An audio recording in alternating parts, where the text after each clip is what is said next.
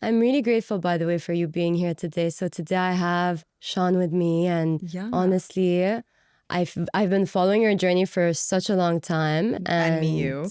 You've been definitely someone that I am inspired by, and so to have you here today is just super exciting. And I'm finding it funny that we're kind of dressed similarly. I don't know if we can see like our boots and like our skirts and like our tank top. So that's so cute. Thank you for being here today. Oh my gosh. When you sent me a message to say you were in London, I was like, we've been meaning to do this for years. It really has been years, by the way. It's been at least 2 years. Yes. And yesterday I hosted a women's circle and I was like, oh, like I really wanted you to be a part of it. So now I'm like, I have to come back to London just so that we could co-host together. Funny, I was in the car over here and I was thinking about who I'd like to collab with next because I just did my Sisterhood meetup. And yeah, I feel so strongly the next move is to actually just share these experiences with other people that I look up to, such as yourself, and take it globally too, because I know you're obviously in the UAE and that's like a whole other world that I haven't even explored yet. And you should definitely come to visit, by the way. I would love to. Yeah, I was in the UAE. I was at the airport and I think we messaged each other like, yes. I was like breathing the same air as you for like 2 seconds. Yes, I remember that. But you were just passing through. You didn't stop there or anything. No, I was going to Bali. Yes, I remember you spent some time there, and that's where you also met your current partner, which is so exciting because we had spoken, I remember, right before you went to Bali. And I was in Dubai and we did a human design reading together. Yes. And you were still here and you were like, I'm going to go to Bali. And oh my gosh, that feels like a lifetime ago. So much has happened since then. Yes, the human design reading. You're the only person I've done a human design reading with. Okay. And once you gave that to me, I was like, cool. Like, that's all I need to know. That's all I need to know, exactly. Like, what else do we need? Like, okay, it's reaffirming certain things for you. And I remember there were certain things you needed to like say no to. Yes. And you did that, which was amazing. And then I feel like you went to Bali with like this clearer mind and clearer slate. And you're like, okay, I'm open to what life has to offer me.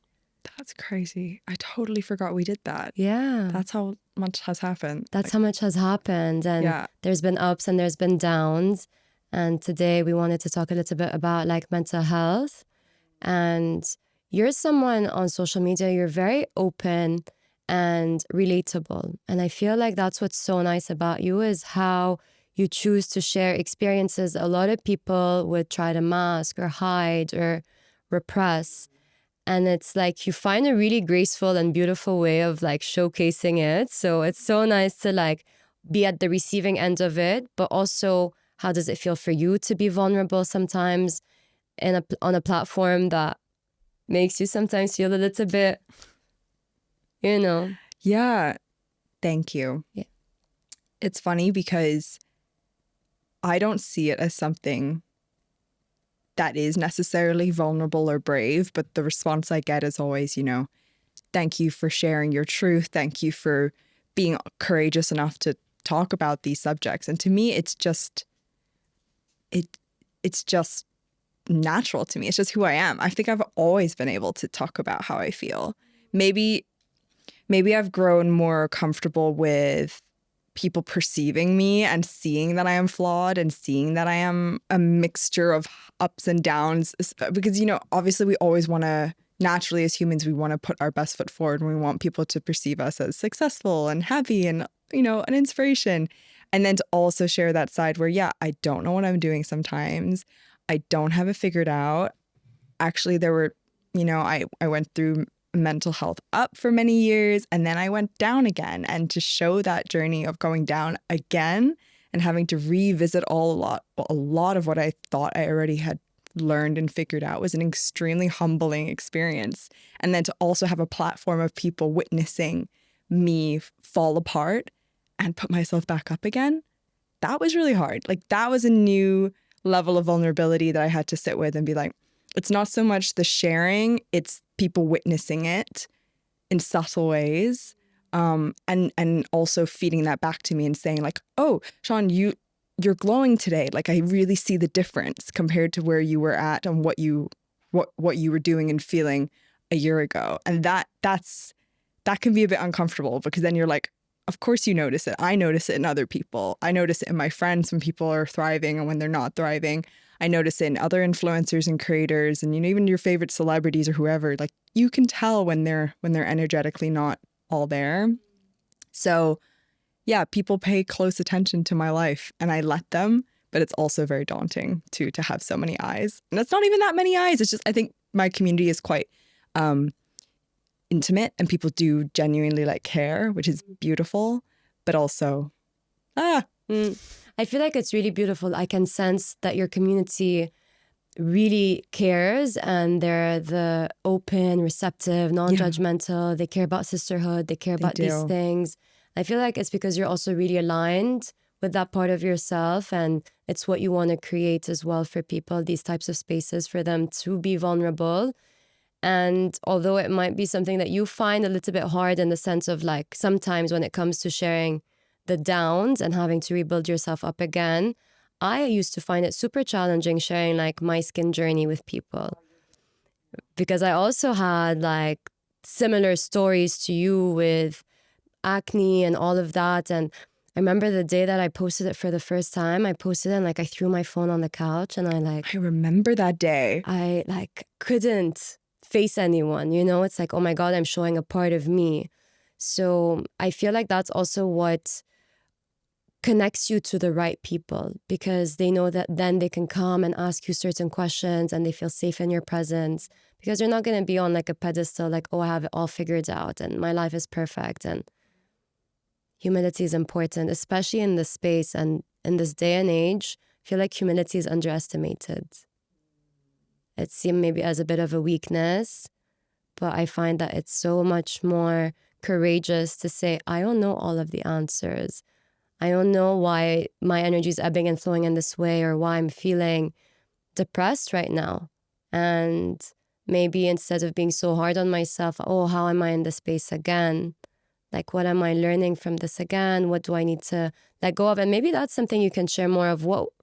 So there's two questions, actually. The first one would be, when was the moment that you realized that you were in that space and you weren't feeling like your best? And we can start with that. And then the other one would be, like, how did you know you were out of it as well? Great questions.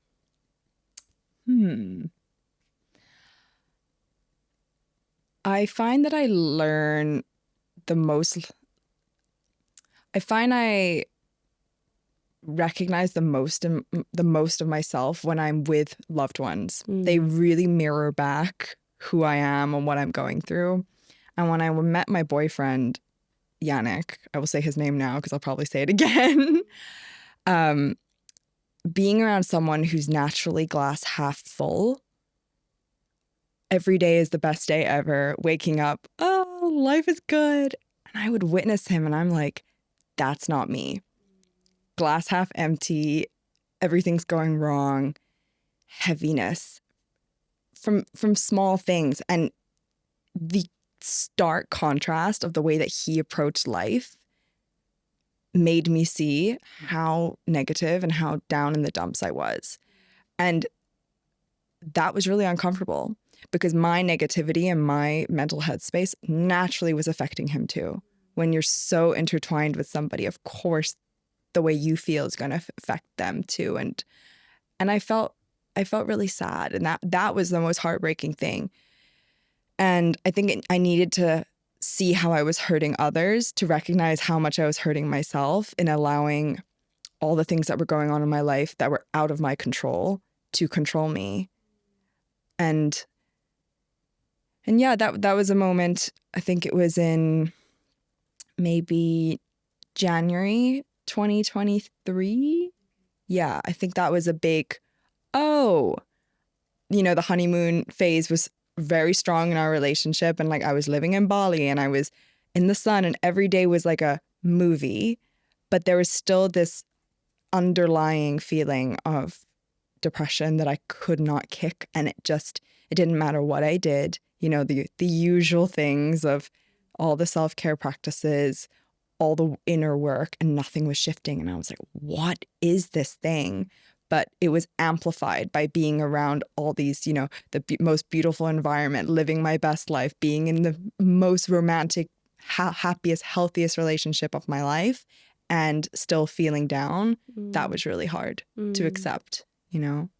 I can imagine, by the way, and I've like so many thoughts kind of came through because one thing is that you met your partner today when you were at your lowest. Yeah. And I feel like that's actually quite a relief, perhaps for a lot of people, because nowadays we say, oh, like you have to be like totally in love with yourself and you have to be your best self in order to manifest the best guy for you or the best relationship or the best partner. And it's like, well, in your case, it's like you are now in the healthiest relationship you've ever been in, but that came in from being in a low. So really there are no rules when love like comes your way. And I feel like it's something I wanted to bring up because a lot of times people feel like they have to change who they are in order to be in that relationship. And it's more so the right person for you will be able to hold space for you in all of your seasons. Wow. Great observation. I never thought of it that way. Yeah. I don't know. That's the first thing that like came to my mind. That is so true. So true. Because, you know, there were challenges, obviously. My relationship's not perfect. Definitely not. But I think showing somebody the kind of icky parts of myself early on and him being able to accept that and observe that and show up for me despite all of that was really, really reassuring because, yeah, God knows, like, life might get even harder in the future. And will I have faith and trust that somebody's going to stick around for those difficult moments? In him, yes, I do. And that was so reassuring. But also it presented itself with opportunities for me to work on myself further and to kind of take my life back into my own hands because he was a great teacher for me in seeing that, I do have a choice. A lot of the time I do have a choice when it comes to how I feel about my life. And there's so many things outside of my control, but I do get to shift things more than I give myself permission to. And seeing the way that Yannick lived his life and seeing the way that he was able to be so positive and be so optimistic really inspired me. And I know God sent him to me for a reason. And there were so many wounds and so many things that we've learned from each other in such a short period of time. We're coming up to 2 years. But I think when you travel together, we traveled together 1.5 years full time. Like, it's kind of like a relationship on steroids. Like, you see everything about each other very, very quickly. We became each other's best self. And every single day we are becoming better in ourselves and for each other. And I love that because I've never been in a relationship where, I'm not what I believe to be a finished product. And I don't believe that I was my best self when I met him and he wasn't either. But we were able to hold each other, love each other, and also grow together. And I think that's really cool. It is really cool, by the way, because I've had friends of mine have their relationships fall apart because they were not feeling their best and they were going through really hard times after years of being together, right? It's like, oh, this is too dark for me. This is too much for me. I can't hold space for this. And obviously it ended for the best of reasons. Ultimately, they found new people and better people for them. But it was just something that I feel, especially as someone that is currently single, sometimes you put that added pressure of, I need to have my life figured out, or I need to be the best version of me. And it's like, it's not really true because you can grow together and you can inspire each other for sure. And perhaps sometimes the roles change. Like, he was your teacher at some point and then you become his teacher in other ways. And he allows you to mature in certain areas of your life that you might need experiences in. And you do the same for him in other areas. I feel like those are the best kinds of relationship where it's reciprocated and it's just not like a one-way thing where you feel like his mother or like he feels like your dad, you know? I already did that. Yeah. At least you learn not to do it again. 3 years of my life did that. Okay. learned those lessons and mistakes. Yeah. That's good. That's good to learn from your mistakes and not to repeat it. Sometimes you do repeat the same thing because it's kind of dressed up a little bit differently. It doesn't look exactly the same right away. And then you're like, oh my God, no, same hole. I fell in the same hole. So true. Well, one of the lessons I've had to learn over and over again is, I know you can relate to this, but my skin, one of my biggest teachers. And it's tough enough going through any sort of insecurity on your own. And then to also have somebody witness that and witness your struggle and not be able to help you not knowing what you want from them in terms of support. And feeling like this thing, in my case, acne, controlling my life, and me feeling like I can't show up as the person I want to be for myself and for my partner. So hard. And them not being able to truly understand that, because the acne, eczema, psoriasis, hair loss, whatever it is, like any sort of physical ailment or internal, anything at all, unless you go through it, it's so hard to empathize and to truly understand the struggle. And, you don't wish that on anybody, but I think until somebody goes through it themselves, how can they know what to say or to do? It's very true, by the way. I remember, so when I was going through it, and my question to you would be, do you feel like it's the acne that also caused a bit of the depression? I'm not saying it was the only thing, but do you feel like that definitely influenced the way that you were feeling? For sure. I think it was my physical body just like shutting down on me. And then the acne was like one of the outlets that my body was like, help, like pay attention, slow down. Like there are so many things that you're still avoiding, you're still ignoring. And all my life, acne is just, again, the lesson that keeps popping up. I think I tie so much of my self-worth in the way that my skin is.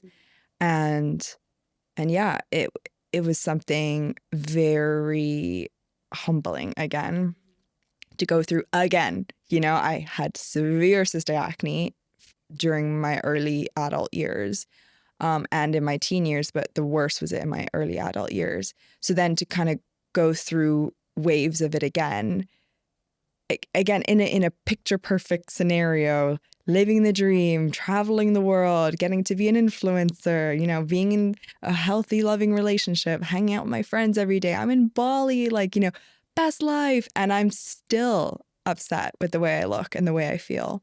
That as well is really unsettling. And it made me feel a lot of shame for not even being grateful for where I was, because all I could think about when I'd wake up in the morning is like, oh my God, my skin sucks.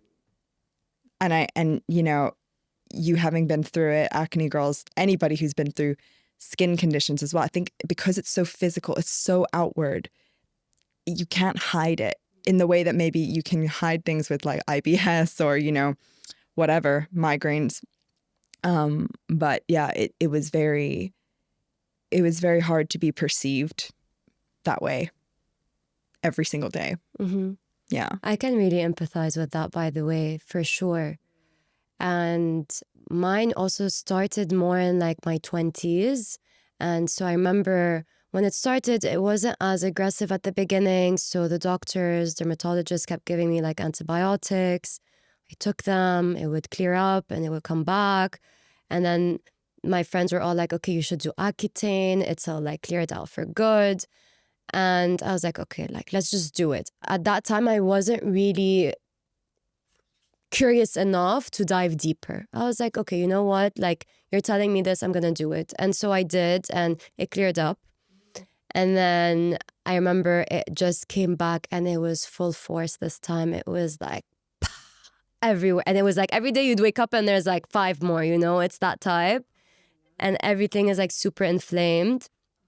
And I was in a relationship at that time. And not just through him, but like everyone around me, like, are you drinking enough water? What are the products that you're using for your pillowcase?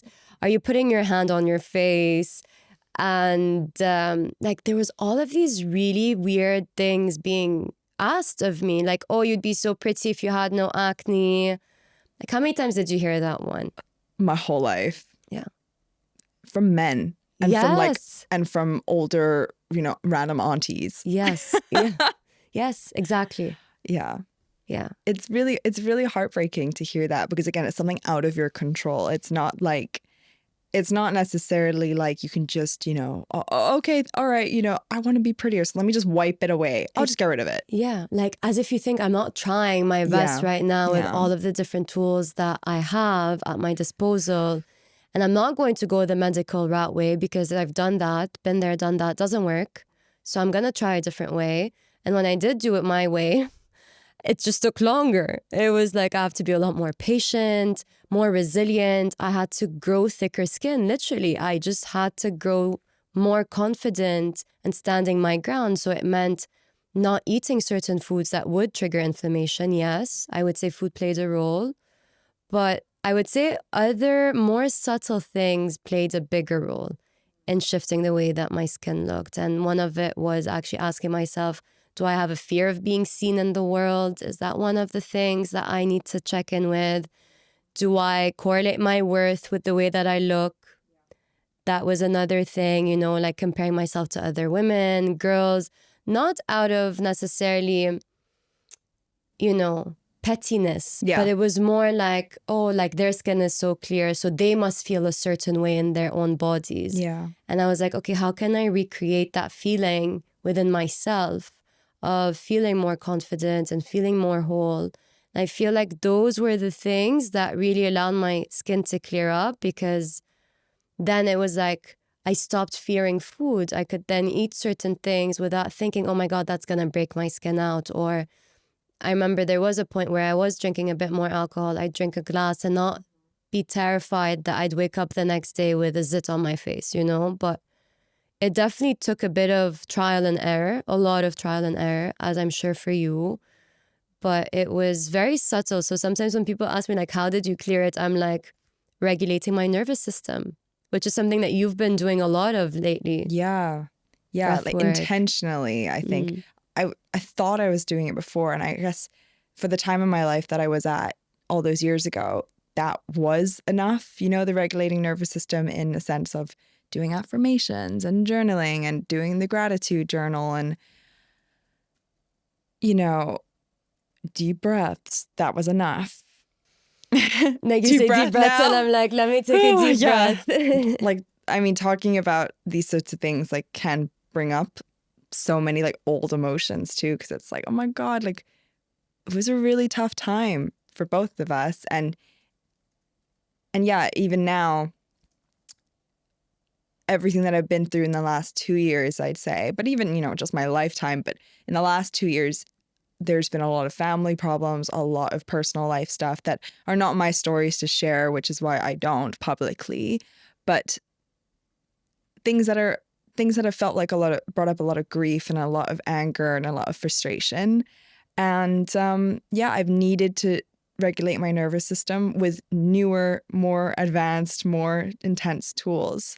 And that came out of necessity, which is sad because in many ways, because it's like, I feel like as human beings, we only try and save ourselves when we're really at the brink of it and we really need it.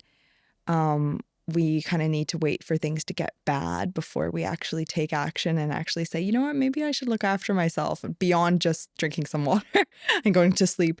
So the breath work was like, I am desperate. Like, I really need this because I'm so out of body and I'm so, my body was crying out for help with the acne and with feeling literally so tense and so stressed and never feeling at peace, no matter where I was or what I was doing. So breath work has become a lifeline, but not in the way that I think people would expect. I'm not, some people, it's like every day they must do it. They must do their yoga. They must do their meditation. They must do their breath work.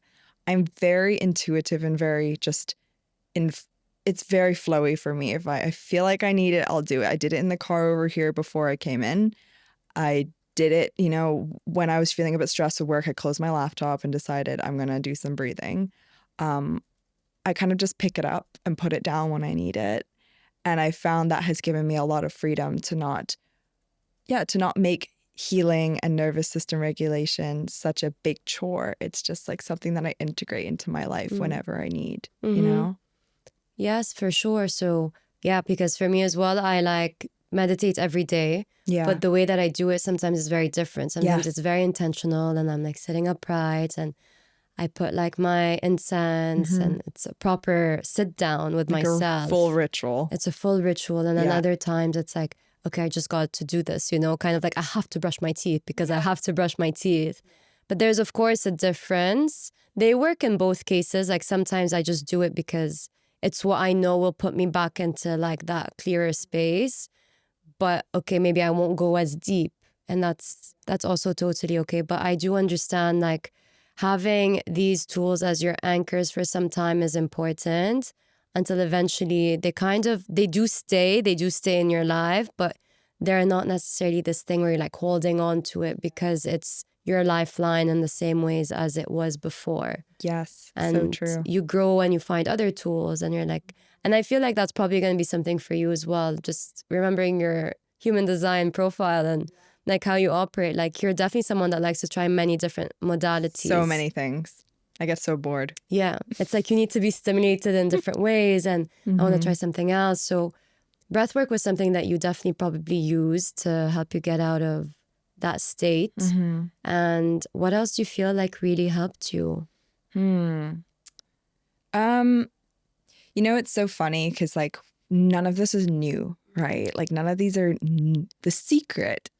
I really hate mystifying healing as if you and I both have something that, you know, you guys don't know about. Like we have the key to healing. It's like we all have it at our disposal somehow, some way.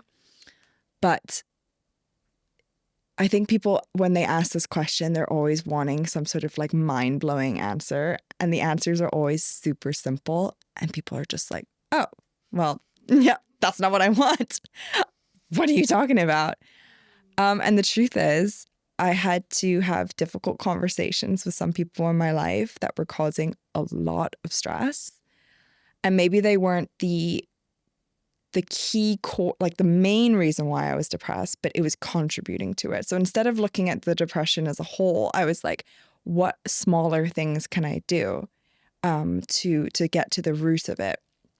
And one of those things was to have very uncomfortable conversations, which then led to me realizing I didn't want this person in my life, having to remove them from my life.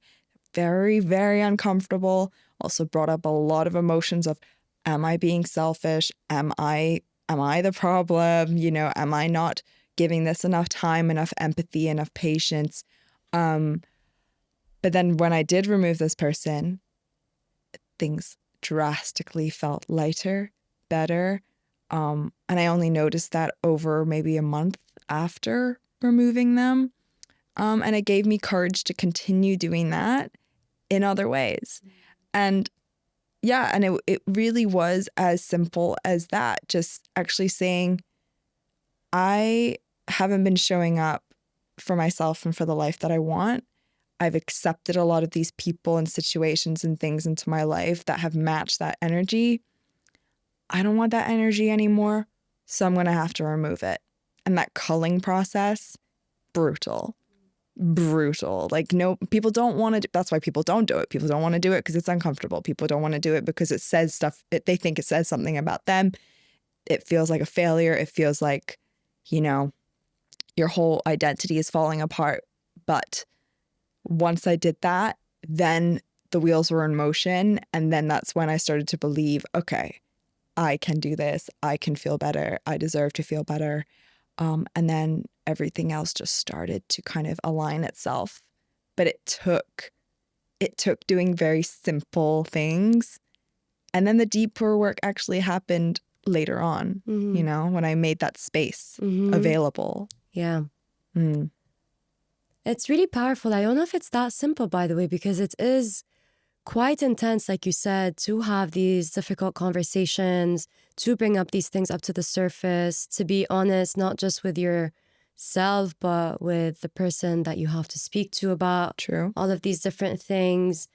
And it requires a level of like maturity and awareness and, you know, not wanting to also be the victim, and you want to be the hero of your story. So you don't want to go into like, you did this and this and this. And so this is why like you're not going to be in my life. but it's more so like, okay, this is where you're at, this is how I'm feeling. Perhaps it's best for us to go our own way. And sometimes a conversation isn't even had, which I find sometimes is not as courageous, but some people do go down that approach. They're like, I'm not going to talk about it. Like, we just went our different ways. It's fine. Let's just pretend that we were never really that close anyway. I think some people aren't worth talking to. I'll say that. Yeah, fair. There fair. are some people that will never hear you, no matter what you say or do. Yes. And in that sense, it's a waste of fucking time and energy. And you have to know when to be like, actually, I can't be arsed. Forget it. Like, whatever. I'll let you write a narrative about who you think I am or what you think I've done. And you have to accept that that's just how it's going to be perceived. And even in these conversations that I had, the other person probably thinks that they're the victim and I'm this evil bad guy. And I've had to accept that that's probably the narrative. And that's just going to have to be how it is, because in the end, I gained back my own happiness and my freedom. And just looking at my life, did it feel like a loss? No. And that in itself is enough for me to say, like, regardless of whether or not you think I did the right thing or you said I said the right things, I feel better. And as somebody who has self-sacrificed and self-abandoned for many years of my life, to be able to do things for me, even if it lets other people down, and even if it hurts their feelings, for me to be like, actually, yeah, I feel better having done that. I am proud of myself. And I don't need you to accept it or understand it or validate it. And that's a super hard thing to learn.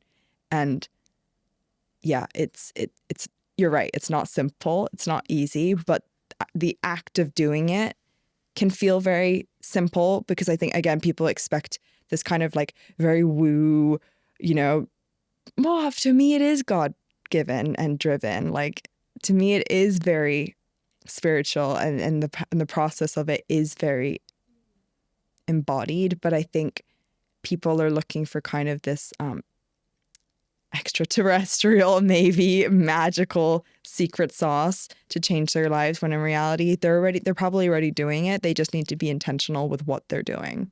It's very true, by the way. Everyone has the capabilities of healing themselves and to really be their own sovereign beings. I feel like that's such an important thing. And especially in our space, by the way, I find that a lot of people can give away their powers to teachers, to leaders, whatever it may be. And it's not to say that they don't have things to share with you, but it's just making sure not to put anyone on a pedestal or thinking that they're the ones that are going to completely like heal you or save you. You have to do the work, and you have to sit with yourself and sit through the fire of purification. Like purification, I always say that. I'm like, you have to sit through that and sweat through it. And I used to find it so challenging, by the way, to have these conversations with people that were worth me having the conversations with them.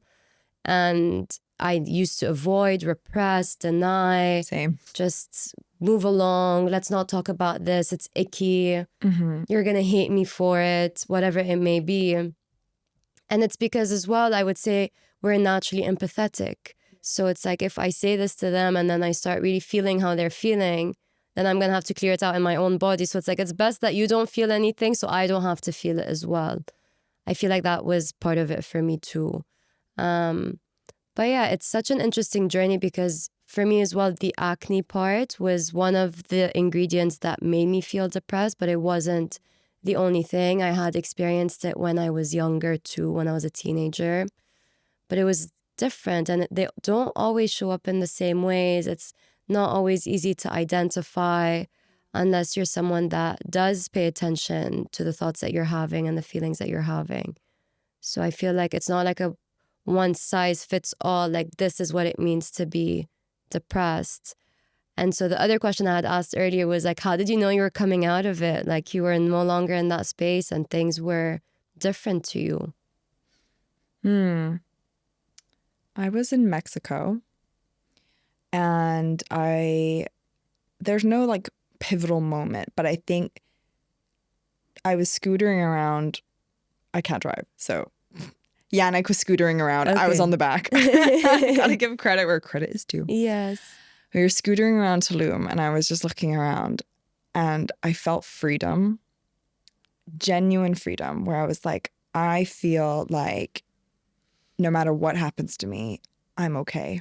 Mm. And that felt amazing. And I hadn't felt that in what felt like 2 years. And the sun was shining and we got like a fish taco. And I was like, I got coconut water. And I was like, this is all I need. I was like with him. I was with myself. And yeah, again, these really simple moments. And I think it was reminding myself that things don't have to be, things can be really, really simple and everyday and mundane. And that's kind of, what we're really working towards, is being able to appreciate and have joy and have this kind of ecstasy in the everyday and not seek it out in these massive things all the time. And I think having that gratitude and that safety and that peace in something very, very normal, I was like, that's when I know that I'm back. And also I started laughing a lot more, which is great. I feel like, yeah, you'd be someone that laughs a lot. I laugh a lot. And recently in the last couple of months, I've had a lot of feedback from followers, from friends of mine, from people I've met. And they're like, Sian, you're really funny. I'm like, I know. I know. I've been funny for years, guys. I've just been depressed. By the way. I think that I followed you because I found you to be really funny. Thanks. But it went away. It went away and I couldn't bring it back. And it was really, really sad that I was like, I can't share this part of myself with the world and with my friends and with my clients and students and everything. I was like, y'all are only accessing like half of me. And even for Yannick to experience this side of myself, it only came back in the last 6 months. So it feels really good to be like, I can laugh at myself. I can laugh with other people. And life has just become so much more, more playful. Finally, God. Finally, by the way, playfulness is such an important thing to add in your life and a quality to really cultivate more of. I feel like we grow up and we forget the inner child that lives within us that wants to play and run around. And it's before the world told him or her like who to be or what to do and how to act. And it's like that freedom, I feel like for me, reminds me of being really, really young before all of that happened. And then now I just feel like I'm an oversized baby sometimes. I just feel like I expanded, but there's still that little child within. And I just try to tap into that and to be playful. What age do you think you are inside? It's so interesting. I feel like I have many versions. Okay. I feel like I have a really like old crone. Like I see that. Super old. You're very wise. I feel that way. And then I'm like, oh my God, but I also feel like I'm 2.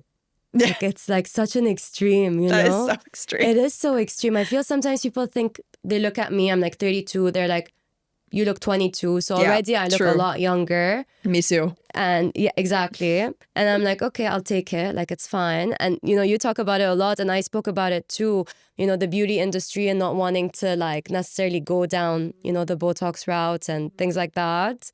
For now, at least. It's tough out here. It's tough to stand our ground sometimes. It's really hard. Right? It's really hard. That's a whole other subject. It's a whole other subject. We'll come back to that later. We'll come back to that. But yeah, so I feel like there's these different versions. And it's because I do believe that we contain everything. We contain all of the versions of who we used to be and also all of the versions that we have yet to become. All reside within you. Sometimes it's still quite small. It's, like a seed, and the seed will grow eventually when it needs to. But we have access to all of these things. So it's a good question. How old do you feel, like internally? I don't know. Sometimes at passport control, they'll ask me a question like, I don't know why. Sometimes they've been like, how old are you? Like they'll like a test. Yeah. And I've said the wrong age. Okay. Several times I'll be like, this happened when I was 22 and I said I was 18. And then I felt like why was I lying? I was like, I swear this is me. Like, I feel like I'm trying, I don't know, identity theft or something. I don't know, but I think inside I still was a few years behind. Mm-hmm. But I guess, I don't know. I think I feel maybe 13, 14, because I think those were the ages where I felt kind of carefree and a bit silly, and I did not care at all about what people thought. I don't know. It was just I cared about boys. I cared about making YouTube videos. That was what I was doing back then. Such a full circle moment, like making videos in my room, still doing it. Nothing's changed. Yeah, and I think being kind of just being unapologetically myself. I think those are the years, the start of my teenage years, where I was like actually okay with that because I didn't think too much about it. You know, I think when I started developing a brain, the ability to self-reflect and have that awareness, then the insecurity started. So I think I feel that age, but also it's been fed back to me that I give I mean, at my event the other day, I came out in this dress, this beautiful dress I got sent from this brand called Daughters of India. Not sponsored, but loved it, by the way. Thank you. I did love it. It's beautiful, handmade, stunning. And I put it on and my sister looks at me and she's like, you're giving medicine woman, medicine mother. And I'm like, yeah, true. I do feel that is a huge part of who I am. It's like the other half of me is that kind of maybe mother in her 30s, 40s, and I have that very maternal instinct. And people, I see that too. Yeah, and I think the whole ability to facilitate a space, which I know you do as well. I think there does need to have that kind of, you do have to have that quality of being able to make people feel safe and make people feel special and heard and loved and seen. And I think mothers embody that very well. So there is that side of me too, I think, that coexists with the dorky teenager with braces and acne. I love it though. I was gonna say, like, lucky you for enjoying being 13 and 14. I would not want to be those ages again. I'm like, yeah, true. My it's not for awareness of who I was in the world, I feel like it was probably 9, 10. Started feeling quite like insecure in my body. Oh, I had insecurities. I don't know. It didn't overpower my life. Overpower your life at that time. Yeah, no, mine it definitely did. I was like overly sensitive to everything. So there was that. But yeah, I think too, because I once did like a hypnotherapy session and past life regression session. And she told me what's your best memory of life? Yeah. And I remember my second birthday party. You remember that? I remembered it. She allowed me to open that memory. And wow. I was so happy. I was like, I don't think I ever felt that happy.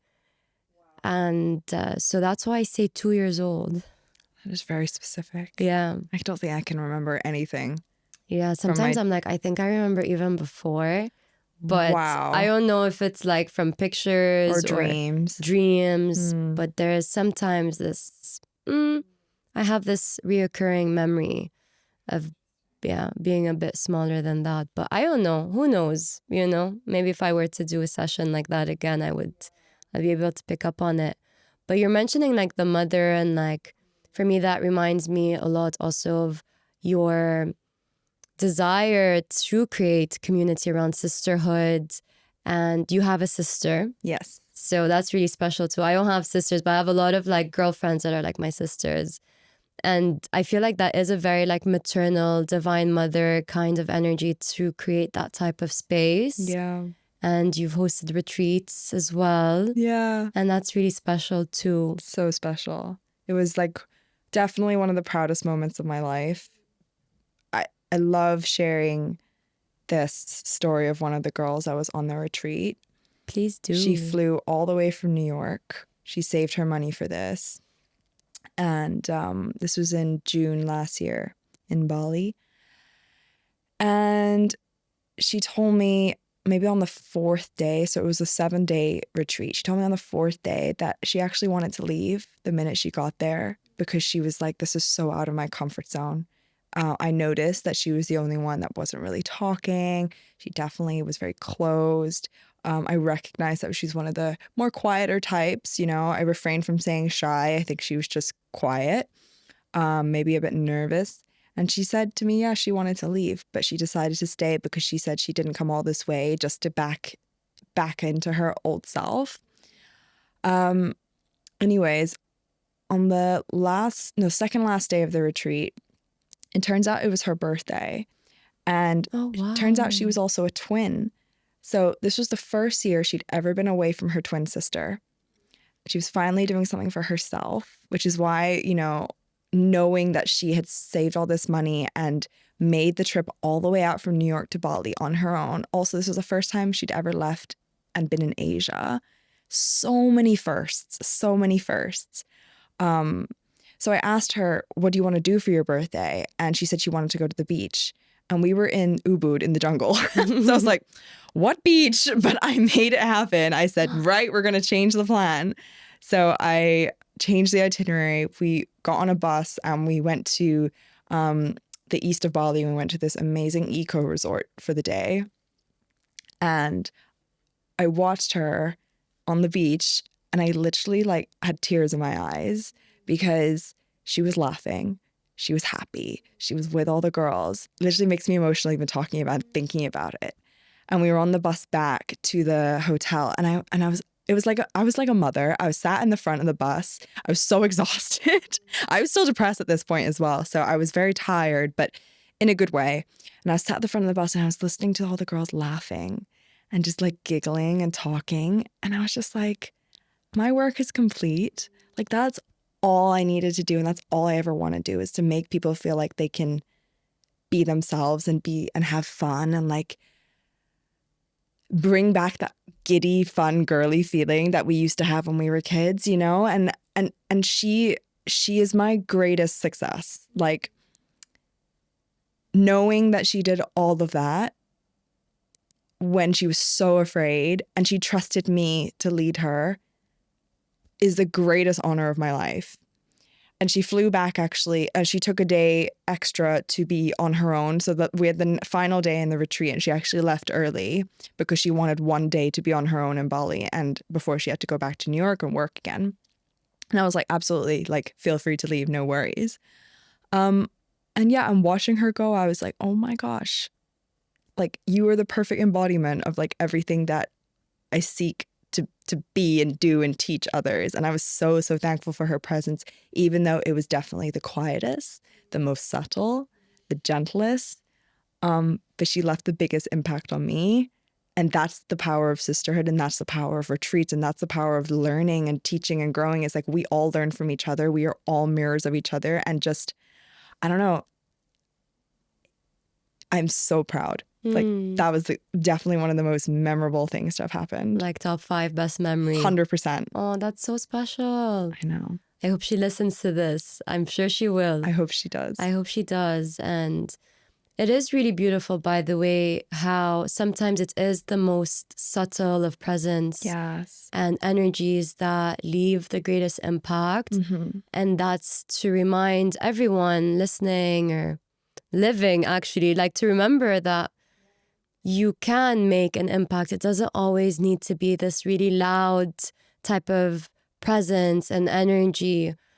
And I say that because yesterday when I hosted the circle, there were some women that are more comfortable sharing versus others. And it's very normal. Like when I first started going to circles, I was the one that couldn't speak. I was the one that couldn't share my name without freaking out. I was... What's your name? I was like, oh my God, I have to share my name. Like, you know, Maria, how do I say it? Like, are they going to understand me?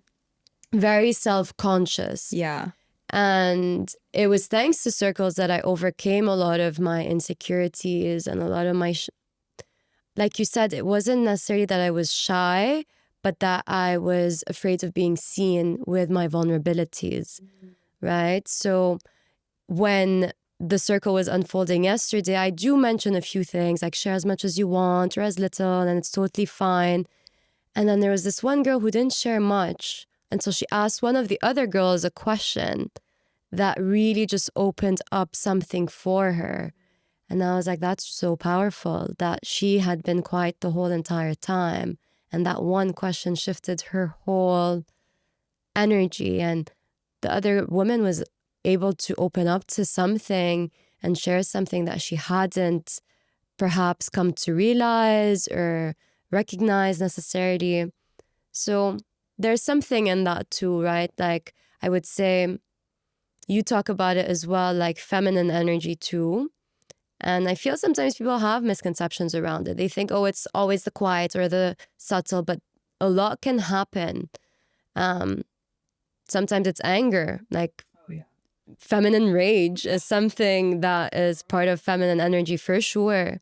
And maternal energy as well, I would say, right? Like this fierce protection of, okay, you're not going to hurt my child. Yeah. So I feel like with feminine energy, it has like a full spectrum. It's not always like the soft and the sweet, but just to kind of hear your perspectives about it and what you feel. Yeah. Well, the retreat's intention was around sisterhood and femininity. Exactly. And it's always at the core of everything I do and talk about. But yeah, as you said, it is a huge spectrum. There's so many different ways to be a feminine person, a feminine woman, to embody that divine feminine energy. And I think, again, people take things so literally. It's so black and white. And they perceive it as a very gendered thing. When in reality, as we know, it's just about polarity. It's just about balance. And I think the greatest way to teach the divine feminine is to embody it fully and be unafraid of the highs and lows of feminine feeling and energy. And that means, being in rage and being upset and also being loving and being maternal and being a leader and also knowing when to hold back and let somebody else take the lead. And I think people are afraid of femininity being something that is very archetypal and being limiting, when in reality, when you tap into it, it's so expansive. You know, like you and I do so many different things because we've tapped into this energy, and it's allowed us to be all these different great feminines. And I'm so proud to be who I am ever since I've learned that my femininity is a beautiful asset and not something that holds me back, because I used to hate being a woman. Yeah, I used to think it was a real disadvantage in life. And I used to think that it was, it was like a handicap. Mm-hmm. That's so interesting, by the way. Do you feel like that was coming from conditioning or from your observations about how women were treated around you? Yeah, absolutely. And I think when you grow up in a household where women are not respected and women are emotionally shut down and women are ridiculed for their emotions, and it was directly shared to me that my emotion was a problem and whatever it was. And also seeing that, I mean, I grew up in Hong Kong, so a very masculine energy dominated place.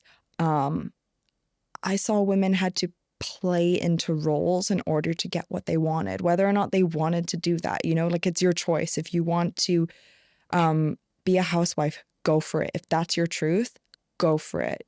But I saw a lot of women having to shut down their dreams and shut down their intentions and their real desires in life because they didn't feel like they had the option, or they felt they had to. For example, in Hong Kong, there's a lot of, you know, it's like, well, it was like the New York of the East. It's different now, but a lot of investment bankers, all that kind of culture. And I saw women who had to use their sexuality to get places and use it as a kind of tactic, as a strategy to get, you know, get jobs and I just witnessed that growing up, and I was like, oh, so the more beautiful and more sexy I am, and the more obedient I am, and the more I don't challenge, the more I get, because it's safer that way to play the game.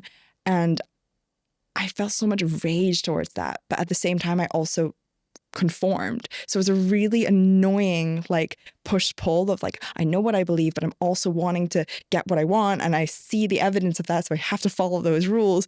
So I had to throw all of that away when I think it was maybe like when I started realizing all of this, maybe like 22. I was like, what the hell? Like none of this is real. I could just reinvent who I am and reinvent what it means. But yeah, it made me realize I did not even like being a woman, and that took so many years of recognition to get to that point and to retell the story of what it means to be me. That's really, by the way, such an interesting life journey and how you were picking up on so much at such a young age in terms of, okay, like, what does it mean to be a woman? It means I have to do this, I have to comply, I have to be obedient, like all of these different things. I feel like I was doing that, but not realizing I was doing that because I was a girl and a woman. It was more like, oh, it's just the norm. And I also lived in a very interesting society, like, you know, having a Lebanese dad growing up in the Middle East. There's also a lot of added layers to what it Cultural means exactly rules. to Yeah. be a woman, and how sensuality is seen as like such a sin. And Yes. but all it means to be sensual is to be connected to your senses and allowing yourself to be connected to all of your senses, including your intuitive sense, which I feel like that's the one that a lot of people are scared of when it comes to feminine energy, is how intuitive you can be and what you can tap into. And I feel like these spaces that you create in your retreats and your events, it's really to allow us to drop back into our true nature. And naturally, our true nature is intuitive. Our true nature is healing. Our true nature is wise. Our true nature is playful. Our true nature is feminine when it needs to and masculine when it needs to. It's able to shift gears in between these two things. So I would say that it's really beautiful that you have been on this journey for some time. And what's so nice for me as well is like, there's no destination with how much you can learn about polarity work and all of the different things. And it's like a rabbit hole. And I've been like going down the rabbit hole and I'm like, oh my God, but it really started with Adam and Eve, but maybe it went even further and where we started to like really look down on women. And then there's like all of these theories about like the matriarchy before the patriarchy. And you can go so deep with this. And it's been such a beautiful conversation though today with you, and can speak to you forever, honestly. Me too. We'll have to do it again. We'll have to do it again. We definitely do. And I can't wait to see where the next 6 months, I don't know, I feel like I always like to play it by year. Like, I'm the same. you know? 6 months blocks. Exactly, like 6 months I'm not blocks. a Q1, Q2 girl. No, I'm what even is that? No, I'm like H1, H2. Does that work? Like half? No, what would we say? I don't know. Yeah. I just go 6 months by Me 6 months too. because also we just like reinvent ourselves every That's how I feel. every day. Definitely we reinvent ourselves every day. Like I'm not the same person as yesterday. No, literally, I'm sure. who was that? Yeah, I don't even know. I don't even know. That thought, I don't even think it anymore. And who's this? I don't know.